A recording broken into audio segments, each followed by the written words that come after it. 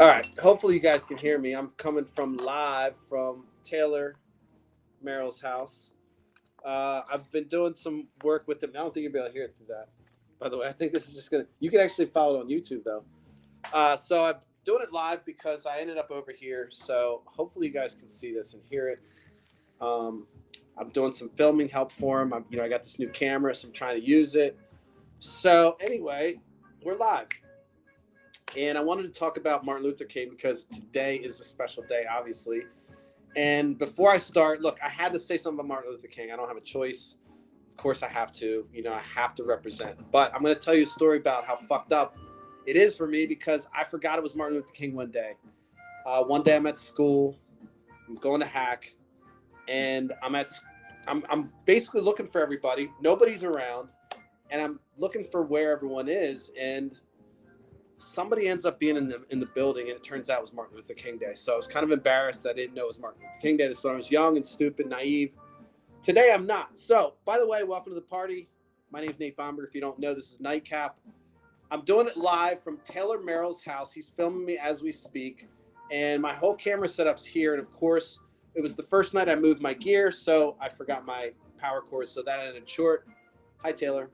What's up, Nate? But anyway, so let me get to my points. Look, I'm just going to, I wanted to give that little anecdote, but I found something interesting. I'm going to be real short tonight. I want to talk about something that led to the arrest of Martin Luther King. We always have everybody posting their fucking quotes. We know that. We know everyone's got their fucking quotes in their social media to make sure they're woke and all that shit. I get it. I have two myself.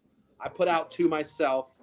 But the point is, and I say that because we know there are people out there putting out those fucking quotes that don't fucking live the life, that are bullshit. We know that happens. Again, whatever. So rather than make this a partisan battle, I wanted to talk about something interesting, which is when he got arrested and why he got arrested when he was in Birmingham, because that was kind of a pivotal moment for him. If you don't know anything about Martin Luther King, that was a pivotal moment. He wrote those letters. And so what led to that event? I found that interesting today. So I wanted to give you some juice from something that you may not know. And what's interesting about that is that what led to that were things that were passed in Birmingham that basically forced his hand. He had no choice but to do these things. They actually, in 1963, Birmingham, Alabama, passed an ordinance that said that any type of large gathering had to have a parade permit.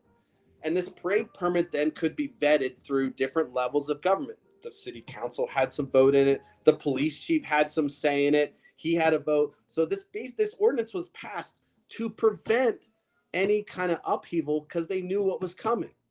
And so what I found interesting about that story is there was a legal way that he could have gone against that, right? He could have went into city council and said, you know what, I have a problem with this and I want to have an injunction against this, and gone through the legal ramifications, but he didn't. He said, fuck it.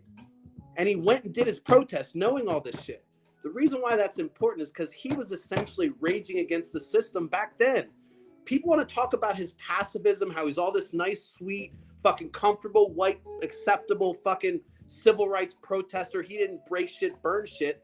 Bullshit. He said there was a law that was passed to say, fuck, you can't gather. He said, fuck it. And he did it anyway. That's why he got arrested.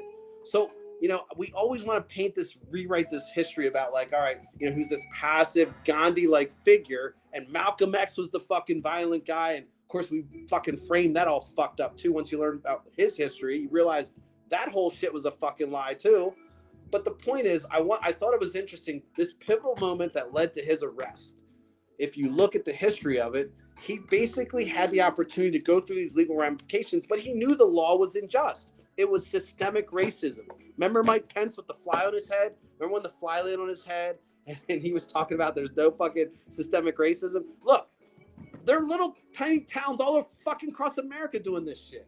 And so that's what he was protesting. And so, whether you're a Democrat or Republican, the facts of the matter is that this fucking ordinance, that this racist ordinance that said, you know what, look, a parade fucking permit for a gathering? Come on.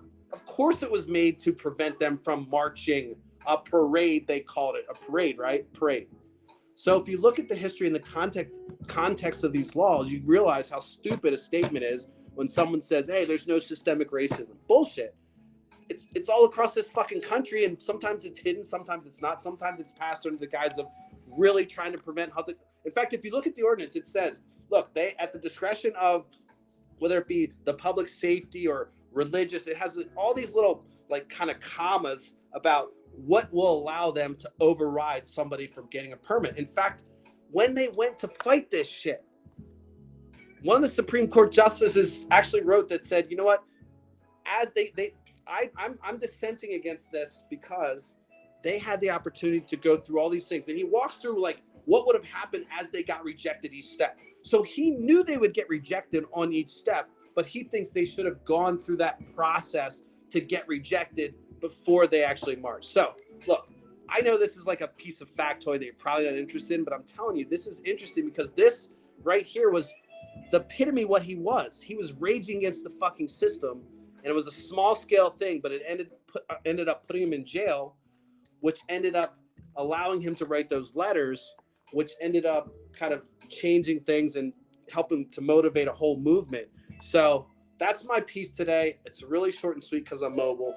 My camera's filming this live too. I've got this record. I forgot to hit record, didn't I? Anyway, so I wanted to bring that to you. I just wanted to say one thing. I'm not going to say much about this, but as you know from maybe over the news, my friend that passed away, I'm going to try to have like a little special moment of silence, but that's not going to be today.